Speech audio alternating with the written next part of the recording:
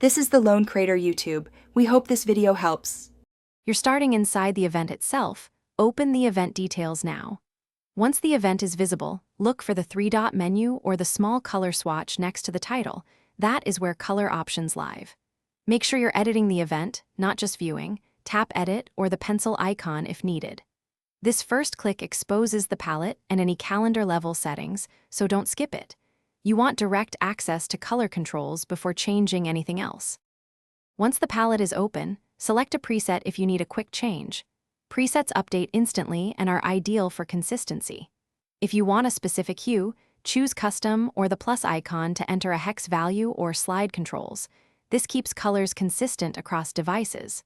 Make sure the color contrasts with your calendar background so the event remains readable. After choosing, pause and confirm the swatch shows the new color before saving edits. Finish by tapping Save or done so the change persists. This writes the new color to the event and the underlying calendar. If your color immediately reverts, make sure the event isn't tied to a different calendar with its own color rule. Switch the event's calendar if needed. If colors still don't update on other devices, force a sync. Refresh the browser, pull to refresh the app, or clear cache and restart. That usually resolves most sync and display issues. Thanks for watching. Consider subscribing if we helped you.